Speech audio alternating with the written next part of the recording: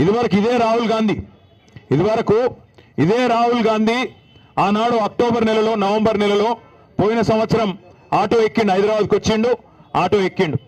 ఆటోలో అజారుద్దీన్ ఆయన ఇద్దరు కూర్చున్నారు, మంచిగా ఇచ్చుకం పుచ్చుకం మాటలు చెప్పారు. ఏం చెప్పిండు ఆయన? ఆనాడు మీ సమస్యలన్నీ తీర్చేస్తా. ఇప్పుడే అన్న చెప్పినట్టు, వెంకటేష్ అన్న చెప్పినట్టు, గతంలో 10 ఏళ్ళలో ఇంకేమైనా సమస్యలు ఉంటే కూడా అవి మేమే ఓడగొడతాం, మేమే పూర్తి చేస్తాం, మీకోసం ఇది చేస్తాం అది చేస్తాం అని చెప్పి అందమైన రంగుల కళ లాంటి సినిమా చూపెట్టారు. ఆటో డ్రైవర్ల సంక్షేమ బోర్డు ఏర్పాటు చేస్తామన్నారు. నెలకు 1000 రూపాయలు ప్రత్యేకంగా ఇస్తామన్నారు. అది మాత్రమే కాకుండా హెల్త్ ఇన్సూరెన్స్ కానీ మిగతా కార్యక్రమాలు కానీ మేమే చూసుకుంటాం. కేసీఆర్ పాలనలో మీరు నష్టపోయినరు, మీరందరూ మమ్మల్ని గెలిపోయినరి, మార్పు తెద్దాం, మార్పు తెచ్చి మిమ్మల్ని ఉద్ధరిస్తామని చెప్పి మాట ఇవ్వడం జరిగింది. నేను ఒక్క మాట దయచేసి ఆలోచించమని అడుగుతా ఉన్నా. మనం ఇవ్వడం కూడా మహిళలకు ఇచ్చే మంచి కార్యక్రమాలకు మనం వ్యతిరేకం కాదు, సంక్షేమ కార్యక్రమాలకు ఇవ్వడం వ్యతిరేకం కాదు. ఆ మహిళలలో మీ భార్యలు మీ కుటుంబ సభ్యులు కూడా ఉంటారు, తప్పేం లేదు. మనం ఏమంటున్నాం, నిజానికి నువ్వు మహాలక్ష్మి అన్నావు, నెలకు 2500 ఇస్తా అన్నావు, నువ్వే చెప్పినావు. అత్తలకు 4000, కోడళ్లకు 2500 అని చెప్పినావు. ఇంటింటికి సంక్షేమం అన్నావు. ప్రతి ఇంటికి సంవత్సరానికి 2.5 లక్షల రూపాయల విలువ చేసే వివిధ సంక్షేమ అభివృద్ధి కార్యక్రమాల ద్వారా మీకు సేవ చేస్తా అని చెప్పినావు. మరి అలా 11 నెలలు, ఈ రోజుతో దగ్గర 11 నెలలు నిండి 12వ నెలలకు అడుగు పెడతా ఉన్నాం. మరి 11-12 నెలల్లో వచ్చిన మార్పు ఏందో, మన జీవితాల్లో వచ్చిన వెలుగేందో ఆలోచించమని చెప్పి నేను కోరుతా ఉన్నా.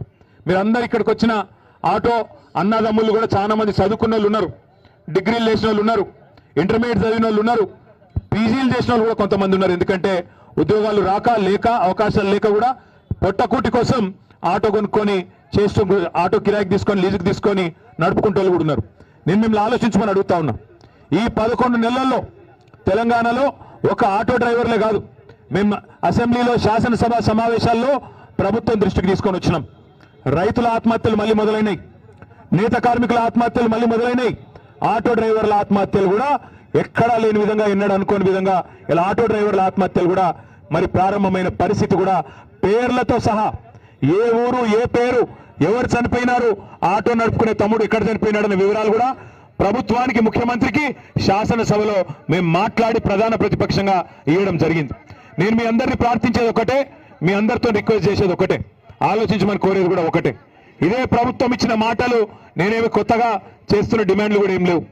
ఇదే ప్రభుత్వం, కాంగ్రెస్ ప్రభుత్వం ఇచ్చిన మాట, మహాలక్ష్మి పథకం పెడతామన్నారు. మనం మహాలక్ష్మి పథకానికి ఏం ఖిలాఫ్ లేం. నిజంగా చెప్పాలంటే మహాలక్ష్మి పథకం ఇంకా ఆడపిల్లలు కూడా బస్సులలో కొట్టుకోకుండా చేయండి, కావాలంటే బస్సుల సంఖ్య కూడా పెంచుండ్రి. మన ఆడబిడ్డలు కొట్లాడుకుంటే మనకు కూడా మంచిది కాదు, మనకేం అభ్యంతరం లేదు. కానీ మరి ఎవరైతే ఆటో డ్రైవర్లకు మీరు ఇచ్చిన మాటలు, ఆటో యూనియన్లకు మీరు ఇచ్చిన మాటలున్నాయో మీరే ఇచ్చినారు. ఏమన్నారు మీరు? 12,000 రూపాయలు ఇస్తాం సంవత్సరానికి అన్నారు. ఆ 12,000 సరిపోవు, మాకు నెలకు ఖచ్చితంగా 5,000 రూపాయలు ఇవ్వాలని చెప్పి ఆటో డ్రైవర్లు అడుగుతా ఉన్నారు. తప్పకుండా వారికి మీరు ఇచ్చిన మాట ప్రకారం 12,000 ఇవ్వండి. ఇతోధికంగా మానవత్వంతో స్పందించి గతంలో ఆటోలో తిరిగిన రాహుల్ గాంధీ ఏ ముచ్చటనైతే చెప్పిండో దాన్ని నిలబెట్టుకోవాలని చెప్పి కోరుతా ఉన్నాం. అదేవిధంగా మీరే అన్నారు, సంక్షేమ బోర్డు ఏర్పాటు చేస్తామన్నారు. ఆటో